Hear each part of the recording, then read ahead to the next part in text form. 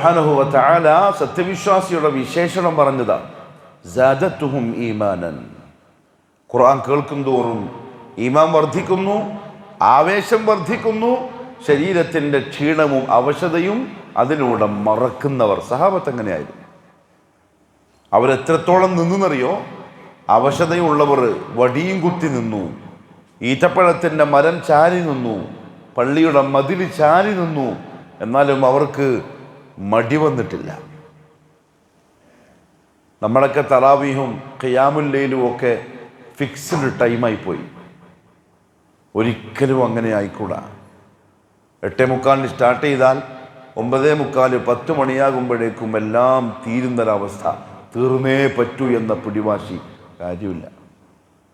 ഒന്നാമത് തറാവീഹും ഖിയാമുൽ ലൈലും ഒന്നും വാജിബേ അല്ല, നിർബന്ധമേ അല്ല. അതൊക്കെ സുന്നത്തായ കാര്യങ്ങളാണ്.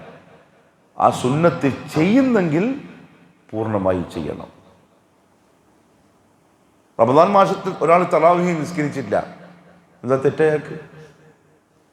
അയാൾക്കെന്താ കുറ്റം? തറാവീഹ് നിർബന്ധമുള്ള സംഗതിയല്ല. ഒരാൾ ഇശാ നിസ്കരിച്ചിട്ട് പുറക്കേക്ക് പോയി, അയാളെ നിർബന്ധിച്ച് പിടിച്ച് വലിച്ച് പള്ളി കൊണ്ട് നിസ്കരിച്ചേ പറ്റൂ എന്ന് നാട്ടിലെ ഭരണാധികാരി ഒരിക്കലും പറയില്ല. കാരണം അയാൾക്കത് ഫർദല്ല തറാവീഹ് നിസ്കാരം. പക്ഷേ അയാളുടെ ഈമാനാണ്. തറാവീഹ് അയാളുടെ ഈമാനുമായി ബന്ധപ്പെട്ടതാണ്. തറാവീഹിൻ്റെ നൃത്തം ഈമാനുമായി ബന്ധപ്പെട്ടതാണ്. തറാവീഹിൻ്റെ ദൈർഘ്യം ഈമാനുമായി ബന്ധപ്പെട്ടതാണ്. ആയിഷ റളിയല്ലാഹു തആല അൻഹ പറഞ്ഞല്ലോ, ചോദിച്ചാലോട് ലാ തസ്അൽ അൻ തൂലിഹിന്ന വഹുസ്നിഹിന്ന, അതിൻ്റെ ദൈർഘ്യവും അതിൻ്റെ മനോഹാരിതയും നീ ചോദിക്കണ്ട, അതിൻ്റെ അപ്പുറത്താണ്. അത്ര നീണ്ട നിസ്കാരമാണ്. കാൽപാദത്തിന് നീര് കെട്ടണമെങ്കിൽ എന്ത് നൃത്തായിരിക്കും നിന്നിട്ടുണ്ടാവുക? അള്ളാഹു മനസ്സിലാക്കാനുള്ള തൗഫീഖ് നസീബാക്കി തരട്ടെ.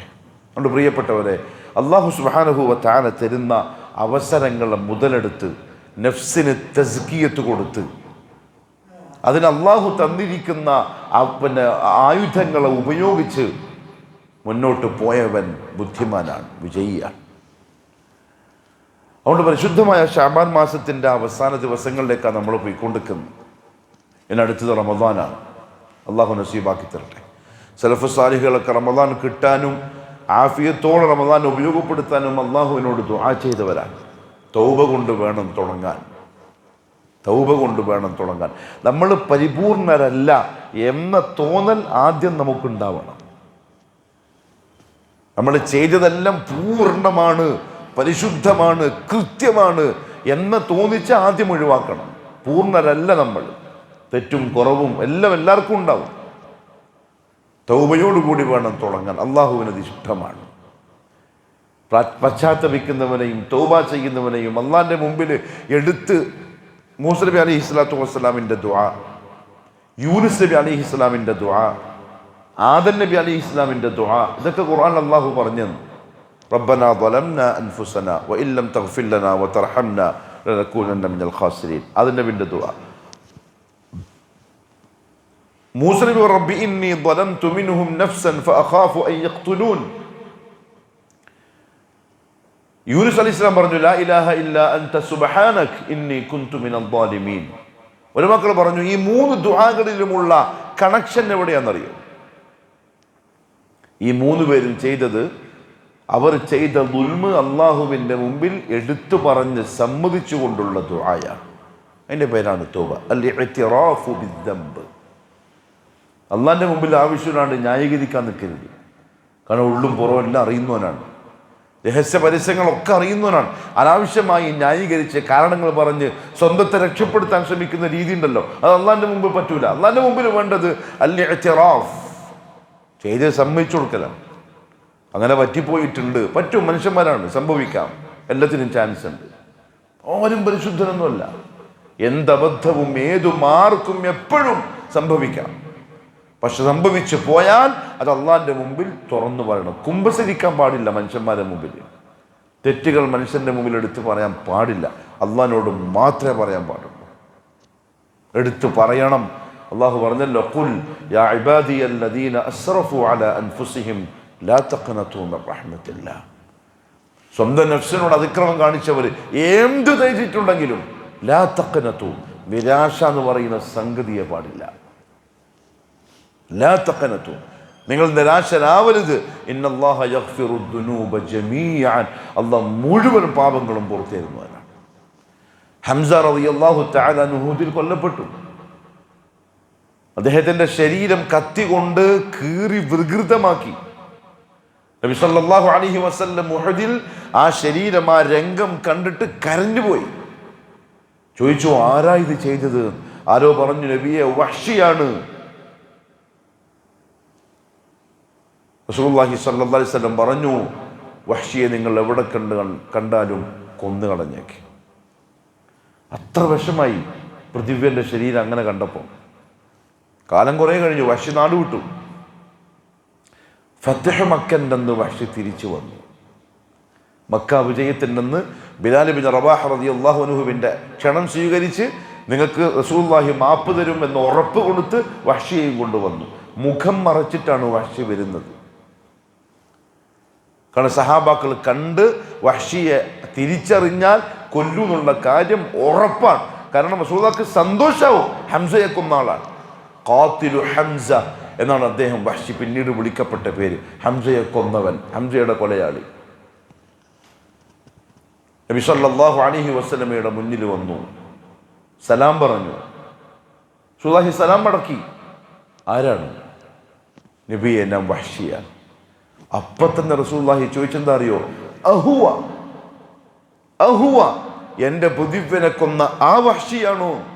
അപ്പൊ അദ്ദേഹം അതേന്ന് പറഞ്ഞിട്ടാ മറുപടി പറഞ്ഞെന്താ അറിയോ? എനിക്കത് സംഭവിച്ചു പോയി നബിയെ. അതേന്ന് പറഞ്ഞ് സമ്മതിക്കുമ്പം റസൂലുള്ളാഹി തങ്ങൾക്ക് കൂടുതൽ സങ്കടമാവും. അതിന് പകരം അദ്ദേഹം പറഞ്ഞ വാക്കതാണ്, എനിക്ക് സംഭവിച്ചു പോയി നബിയെ. മുഹമ്മദ് സല്ലല്ലാഹു അലൈഹി വസല്ലം പറഞ്ഞു, വഹ്ശി, നീ അന്ന് എങ്ങനെയാണ് എൻ്റെ ഹംസയെ കൊന്നത് എന്നെനിക്കൊന്ന് പറഞ്ഞു തരുമോ? അപ്പം അദ്ദേഹം വിവരിച്ചു കൊടുക്കുകയാണ്. ഹിന്ദ് അവരുടെ ആഭരണങ്ങൾ മുഴുവനും എനിക്ക് തരാമെന്ന് വഅദ ചെയ്തു. എൻ്റെ യജമാനൻ ഹംസയെ കൊന്നാൽ സ്വതന്ത്രനാക്കാമെന്ന് എനിക്ക് വാഗ്ദാനം ചെയ്തു. നബിയെ, എനിക്കന്ന് ഇസ്ലാമും ഇല്ല, കുഫറും ഇല്ല. ഇതെന്താന്ന് പോലും എനിക്കറിയാം. ഞാൻ ഒരു അടിമയാണ്. എൻ്റെ മനസ്സിലുള്ള ആശ സ്വതന്ത്രനാവണം, ഈ പണവും പൊന്നും കിട്ടണം, വേറൊരു ചിന്തയും എൻ്റെ മനസ്സിലില്ല. ഞാൻ അതും വെച്ചിട്ടാണ് യുദ്ധത്തിന് പോയത്, അല്ലാണ്ട് ഇസ്ലാമിന് വേണ്ടി കുഫറിന് വേണ്ടി അങ്ങനത്തെ ചിന്ത നിനക്ക് അറിയില്ല, ഒന്നുമില്ല എനിക്ക്. ഞാൻ ചെന്നു, തക്കം പാർത്തിരുന്നു. ഹംസ റളിയല്ലാഹു അൻഹു രണ്ട് കയ്യിലും വാള് പിടിച്ചിട്ടാണ് ഉഹദിൽ യുദ്ധം ചെയ്യും. ഭയങ്കര ധീരനാണ് ഹംസ റളിയല്ലാഹു അൻഹു. സിംഹങ്ങളെ വേട്ടയാടലാണ് ഹംസയുടെ ഹോബി. ഒട്ടകപ്പക്ഷികളെ വേട്ടയാടും മരുഭൂമി പോയിട്ട്. എന്നിട്ട് ആ ഒട്ടകപ്പക്ഷികളുടെ തൂവൽ കൊണ്ട് മാലയുണ്ടാക്കി അത് ഇട്ടിട്ടിങ്ങനെ മക്കത്തേക്ക് അമ്പും വില്ലും ഒക്കെ പിടിച്ചിട്ട് വരും. അങ്ങനത്തെ ഒരു ധീരനായിരുന്നു ഹംസ റളിയല്ലാഹു അൻഹു. കയ്യിൽ രണ്ട് വാളും പിടിച്ചിട്ട് യുദ്ധം ചെയ്യാൻ. ഇവിടെ വേറൊരു കാര്യം മനസ്സിലാക്കാനുണ്ട്. എന്താ അറിയോ? രണ്ട് വാളും പിടിച്ച് ഉഹദിൽ ഘോരമായി യുദ്ധം ചെയ്യുന്ന ഹംസ സയ്യിദു ശുഹദാ റളിയല്ലാഹു അൻഹു അറിയുന്നില്ല, അടുത്ത സെക്കൻഡിൽ ഞാനിതാ ഉഹദിൽ മരിച്ചു വീഴാൻ പോവാണ്. ഹംസക്കത് അറിയില്ലെങ്കിൽ പിന്നെ നാട്ടിലുള്ള ഏത് തങ്ങൾക്ക് അതറിയാം? അടുത്ത സെക്കൻഡിൽ ഇപ്പം വഫാത്ത് ഷഹീദാകാൻ പോവാണ്. വഹ്ശി പിറകിൽ പാറക്കെട്ടുകൾക്ക് പിറകിൽ ഒളിച്ച് ഹംസയെ പിന്തുടരുകയാണ്, ഒരു നല്ല അവസരം കിട്ടാൻ. നബിയെ, എനിക്ക് നല്ലൊരവസരമെന്ന് തോന്നിയ സെക്കൻഡിൽ ഞാൻ എൻ്റെ കുന്തം ആഞ്ഞെറിഞ്ഞു. ഹംസയുടെ അടിവയറ്റിലൂടെ കയറി കുന്തം പുറത്തേക്ക് വന്നു. അവിടെ തന്നെ ഹംസ വീണു. അദ്ദേഹം പറയാണ്, ഹംസ ശരിക്കും മരിക്കാൻ ഞാൻ കാത്തു നിന്നു. മരണം ഉറപ്പായപ്പം ഞാൻ ആ കുന്തം വലിച്ചൂരി. ഞാൻ ഉറക്ക വിളിച്ചു പറഞ്ഞു, ഖതൽതു ഹംസ, ഖതൽതു ഹംസ, ഞാൻ ഹംസയെ കൊന്നു. നബിയെ, എനിക്കൊന്നുമില്ല, എനിക്ക് ആ പൊന്നും പണവും കിട്ടണം, സ്വതന്ത്രനാവണം, വേറൊരു ചിന്തയും എൻ്റെ മനസ്സിലില്ല. ഇതും പറഞ്ഞ് നോക്കുമ്പം നബി സല്ലല്ലാഹു അലൈഹി വസല്ലം കരയുകയാണ്. പറഞ്ഞ വാക്കെന്താ അറിയോ? വഹ്ശി, അള്ളാഹു നിനക്ക് മാപ്പ് തന്നിരിക്കുന്നു, ഇനി ഞാനെന്ത് ചെയ്യാൻ? നാളെ മഹ്ശറിൽ കൊല്ലപ്പെട്ട ഹംസയും ഉണ്ടാവും, കൊന്ന വഹ്ശിയും ഉണ്ടാവും. പക്ഷെ രണ്ടാൾക്കാരും സ്വർഗത്തിലാണ്. ഇന്നല്ലാഹ യഗ്ഫിറു ദുനൂബ ജമീഅൻ. അവിടെ പോയിട്ട് ഹംസ പറയാണ് അള്ളാഹിനോട്, എന്നെ കൊന്ന വഹ്ശിനെ എന്തിനാ നീ സ്വർഗത്തിലാക്കിയത്? ഇല്ല, ചോദ്യമില്ല. കാരണം വഹ്ശി തൗബ ചെയ്തു. വഹ്ശി മടങ്ങി അള്ളാഹുവിലേക്ക് മടങ്ങി ഇവന് മാപ്പ് കൊടുക്കുക എന്നുള്ളത് അള്ളാഹുവിൻ്റെ ഉത്തരവാദിത്തമാണ്. അള്ളാഹു അവൻ്റെ പേരായി വിശേഷണമായി പറഞ്ഞ സംഗതിയാണ്. അതുകൊണ്ട് അവിടെ പിന്നെ തർക്കവും ചോദ്യമൊന്നുമില്ല. പക്ഷെ അള്ളാഹുവിൻ്റെ റസൂൽ പറഞ്ഞു സല്ലല്ലാഹു അലൈഹി വസല്ലം, വഹ്ശി നീ എൻ്റെ കൺമുന്നിൽ വരാതിരിക്കാൻ ശ്രദ്ധിക്കണം. നിന്നെ കാണുമ്പോൾ എനിക്ക് ഹംസൻ്റെ ഓർമ്മ വരും. വഹ്ശി പറഞ്ഞു, ജീവിതത്തിൽ എനിക്ക് ഉണ്ടായ ഏറ്റവും വലിയ സങ്കടം ആ വാക്ക് കേട്ടപ്പോഴാണ്. കാരണം ആരാ എൻ്റെ മുമ്പിൽ വരണ്ടെന്ന് പറയുന്നത്? മുഹമ്മദുർ റസൂലുള്ളാഹിയാണ് സല്ലല്ലാഹു അലൈഹി വസല്ലം. മദീനക്ക് പുറത്ത് റബദ എന്ന് പറയുന്ന ഒരു ഗ്രാമത്തിലേക്ക് അദ്ദേഹം താമസം മാറ്റി. ഒരിക്കൽ അബൂബക്കർ സിദ്ദീഖ് റളിയല്ലാഹു അൻഹു യാത്രാമധ്യേ വഹ്ശിയെ കണ്ടു. അപ്പോൾ പറഞ്ഞു, വഹ്ശി മദീനത്തേക്ക് വന്നൂടെ? അപ്പോൾ അദ്ദേഹം പറഞ്ഞു, ഇല്ല, അബദ്ധത്തിലെങ്ങാനും അള്ളാഹിൻ്റെ റസൂലിൻ്റെ കൺമുന്നിൽ ഞാൻ പെട്ടുപോയാൽ റസൂലുള്ളാഹിൻ്റെ വാക്കിനെ ധിക്കരിക്കലാവുമല്ലോ, അതുകൊണ്ട് എനിക്ക് പേടിയാവുന്നു. എന്തൊരു സൂക്ഷ്മത നോക്കി. അബദ്ധത്തിലെങ്ങാനും മദീനത്ത് വന്ന് റസൂലുള്ളാഹിൻ്റെ കൺമുന്നിൽ വന്നു പോയാൽ അത് ആ വാക്കനുസരിക്കാതിരിക്കലാവൂലേ എന്ന് ഞാൻ ഭയപ്പെടുന്നു, ഇവിടെ നിന്നോളാം. മുഹമ്മദ് സല്ലല്ലാഹു അലൈഹി വസല്ലം വഫാത്തായി. അബൂബക്കർ സിദ്ദീഖ് റളിയല്ലാഹു തആല അൻഹുവിൻ്റെ കാലം വന്നു. മുസൈലമത്തുൽ കദ്ദാബിനോട് യമാമയിൽ വെച്ച് ഘോരമായ യുദ്ധം. 40,000-ഓളം വരുന്ന മുർത്തദ്ദുകളാണ് മുസ്ലിമിൻ്റെ കൂടെയുള്ള പട്ടാളം. മുർത്തദ്ദുകൾ അഥവാ സഹാബികളായിരുന്നവർ 40,000-ഓളം പേര് മുർത്തദ്ദായി പോയിട്ടുണ്ട്. കള്ളപ്രവാചകനോടൊപ്പം ചേർന്നു. അവരുടെ യുദ്ധം. ഉമർ പറഞ്ഞു, വഹ്ശി നിനക്ക് പകരം വീട്ടാനുള്ള അവസരമാണിത്. ഹംസക്ക് പകരം മുസൈലിമ. അതേ കുന്തവും കൊണ്ട് വഹ്ശി യുദ്ധത്തിൽ പങ്കെടുത്തു. ഒരവസരം കിട്ടിയപ്പോൾ അതേ കുന്തം കൊണ്ട് എറിഞ്ഞു. മുസൈലിമൻ്റെ നെഞ്ചും പിളർന്നിട്ട് ആ കുന്തം പാഞ്ഞു. വഹ്ശി ഓടിച്ചെന്നിട്ട് ആ കുന്തം വലിച്ചൂരി. എന്നിട്ട് പറഞ്ഞു, ഖതൽതു ബികി ഖൈറന്നാസ്. ഒരു കാലത്ത് ജനങ്ങളിൽ ഏറ്റവും നല്ലവനായിരുന്ന ഹംസയെ ഞാൻ നിന്നെ കൊണ്ട് കൊന്നു. ഇന്ന് ഖതൽതു ബികി ശർറന്നാസ്, ജനങ്ങളിൽ ഏറ്റവും മോശമായ കള്ളപ്രവാചകനെ ഞാൻ നിന്നെ കൊണ്ട് കൊന്നു. സമാധാനത്തിൻ്റെ നല്ല നെഞ്ചുമിരിച്ച് അദ്ദേഹം നിന്നു. അന്ന് തൊട്ട് ഖാത്തിലു ഹംസ എന്ന പേര് മാറി വഹ്ശിയുടെ.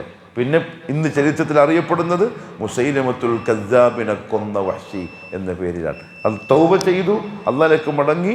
അള്ളാഹു ആ ചിത്രം തന്നെ അങ്ങ് മാറ്റി. അതങ്ങ് മായിച്ച് കളഞ്ഞു. ആ പേരെ അങ്ങ് മാറ്റി. ഇന്നല്ലാഹ യഗ്ഫിറു ദുനൂബ ജമീഅൻ. അല്ലാഹ് മുഴുവൻ പാപങ്ങളും പൊറുക്കുന്നവനാണ്. തൗബ ചെയ്തിട്ട് വേണം പ്രിയപ്പെട്ടവരെ റമദാനിനെ സ്വീകരിക്കാൻ. എടുത്തെടുത്ത് പറയണം. കാരണം എന്താ അറിയോ, ചെയ്തതെല്ലാം അള്ളാഹ് അറിഞ്ഞിട്ടുണ്ട്. ഒളിപ്പിച്ചു വെച്ചിട്ട് ഒരു കാര്യമില്ല, മറച്ചു വെച്ചിട്ട് ഒരു കാര്യമില്ല. മനുഷ്യന്മാരാണ്, തെറ്റ് സംഭവിക്കാവുന്നവരാണ്. എല്ലാം പറയണം. 3 ഷർത്തുകളാണ് തൗബക്കുള്ളത്. ഉത്ലുബു മതാബൻ ബിന്നദാമതി മുഖ്ലിഅൻ വബിഅസ്മി തർക്കി ദംബി ഫീമാ ഇസ്തഖ്ബല. 3 കാര്യമാണ്. ഉത്ലുബു മതാബൻ, നീ തൗബ ചെയ്തോളി, അള്ളാഹുവിലേക്ക് മടങ്ങിക്കോളി, പാപമോചനം തേടിക്കോളി. 1 ബിന്നദാമ, സങ്കടത്തോടെ കരയണം. അള്ളാഹിൻ്റെ മുമ്പിൽ കരയാൻ പറ്റണം. ഹൃദയത്തിന് ഖസാവത്തുൽ ഖൽബ് എന്ന രോഗം ബാധിച്ചവൻ്റെ കണ്ണുകൾ നനയൂല. നബി സല്ലല്ലാഹു അലൈഹി വസല്ലം പറഞ്ഞു, ലാ യലിജുൻ നാർ, നരകത്തിൻ്റെ തീ സ്പർശിക്കുകയില്ല 2 കണ്ണുനീർ തുള്ളികളെ. 1 അള്ളാഹിൻ്റെ മാർഗത്തിൽ അള്ളാഹിനെ പേടിച്ച് കരഞ്ഞ കണ്ണും, 2 അള്ളാഹിൻ്റെ മാർഗത്തിൽ ഉറക്കമൊഴിച്ച കണ്ണും. പഴയ പട്ടാളക്കാരുടെ കാവൽക്കാരെ പറ്റി പറഞ്ഞതാണ്. അള്ളാഹിനെ പേടിച്ച് കരഞ്ഞ കണ്ണുകൾ നരകം തൊടൂല. ചില പണ്ഡിതന്മാർ പറഞ്ഞു, ഉഹദ് മലയേക്കാളും അധികം സ്വർണം അള്ളാഹിൻ്റെ മാർഗത്തിൽ സദഖ ചെയ്യുന്നതിനേക്കാളും ഞാൻ ആഗ്രഹിക്കുന്നത് അള്ളാഹിനെ പേടിച്ചിട്ടുള്ള ഒരു തുള്ളി കണ്ണീരാണ്. കരയാൻ പറ്റണം അള്ളാഹിൻ്റെ മുമ്പിൽ. അബൂബക്കർ സിദ്ദീഖ് തന്നെ പറഞ്ഞു, കരയണം. കരച്ചിൽ വരുന്നില്ലെങ്കിൽ കരയും പോലെ കാണിക്കണം അള്ളാഹിൻ്റെ മുന്നിൽ. ഇന്നില്ലാണ്ടായിപ്പോയൊരു സ്വഭാവം അള്ളാഹിൻ്റെ മുമ്പിലുള്ള കരച്ചിൽ. അന്നതം, കരച്ചിൽ വരുന്ന എപ്പോഴെന്നറിയോ? ചെയ്ത തെറ്റിൽ സങ്കടം വരുമ്പോഴാണ്. തൗബൻ്റെ ഷർത്തുകളിൽ 1 സങ്കടമാണ്. അത്തൗബതു അന്നദം. 2 മുഖ്ലിഅൻ, ഏത് തിന്മയാണോ ചെയ്യുന്നത് അതിൽ നിന്ന് പൂർണ്ണമായും വിട്ടു നിൽക്കണം. തിന്മയിൽ നിന്നുകൊണ്ടിട്ടൊരു തൗബയില്ല, തിന്മയിൽ വ്യാപൃതനായിക്കൊണ്ടൊരു ഇസ്തിഗ്ഫാർ ഇല്ല. തിന്മയിൽ നിന്ന് മാറണം, എന്നിട്ട് അള്ളാഹിനോട് പശ്ചാത്തപിക്കണം. 3, ഇനി ഒരിക്കലും ആ തിന്മയിലേക്ക് മടങ്ങൂല എന്ന ഉറച്ച നീയത്തെടുക്കണം. ഇതാണ് തൗബ. സ്വീകരിച്ചിരിക്കും റബ്ബ്. എന്നിട്ടും ഒരുത്തൻ പിന്നെയും തിന്മ ചെയ്താലോ, നബി സല്ലല്ലാഹു അലൈഹി വസല്ലം തങ്ങൾ പറഞ്ഞു, പിന്നെയും അതേപോലെ ചോദിക്കണം, അള്ളാഹു പുറത്തേരും. അദ്നബ അബ്ദി ദംബൻ, എൻ്റെ അടിമ ഒരു തെറ്റ് ചെയ്തു, ഫഅലിമ അന്ന ലഹു റബ്ബൻ യഗ്ഫിറു ദംബ, പാപങ്ങൾ പൊറുക്കുന്ന റബ്ബുണ്ടെന്ന് പിന്നീട് ഒരു മനസ്സിലായി. ഫസ്തഗ്ഫറ, അപ്പം തന്നെ പാപമോചനം ചോദിച്ചു. അള്ളാഹു പറഞ്ഞു, ഞാൻ പുറത്തു കൊടുക്കും, എനിക്ക് പ്രശ്നമില്ല. സുമ്മ അദ്നബ അബ്ദി ദംബൻ, പിന്നെയും തെറ്റ് ചെയ്തു, പിന്നെയും തൗബ ചെയ്തു, പിന്നെയും തെറ്റ് ചെയ്തു, പിന്നെയും തൗബ ചെയ്തു. മരിക്കുന്നവരെ ആവർത്തിച്ചാലും അള്ളാഹു പുറത്തു കൊടുത്തുകൊണ്ടേയിരിക്കും. അള്ളാഹു അമൽ ചെയ്യാനുള്ള തൗഫീഖ് നസീബാക്കി തരട്ടെ. നഫ്സിനെ തസ്കിയത്ത് കൊടുക്കാൻ, അള്ളാഹ്ക്ക് പൊരുത്തപ്പെട്ട തൃപ്തിപ്പെട്ട ഏറ്റവും നല്ല ജീവിതം ദുനിയാവിൽ കാഴ്ചവെക്കാൻ, ഏറ്റവും നല്ലവരായി ജീവിച്ച് ഏറ്റവും നല്ല അവസ്ഥയിൽ മരിച്ച് നാളെ അള്ളാഹുവിൻ്റെ കോടതിയിൽ ഏറ്റവും നല്ലവരുടെ കൂടെ ഒരുമിച്ച് കൂടാൻ അള്ളാഹു നല്ല തൗഫീഖ് നസീബാക്കി തരട്ടെ. നമ്മളെ ക്ലാസ്സിന് ഇൻഷാ അല്ലാഹ്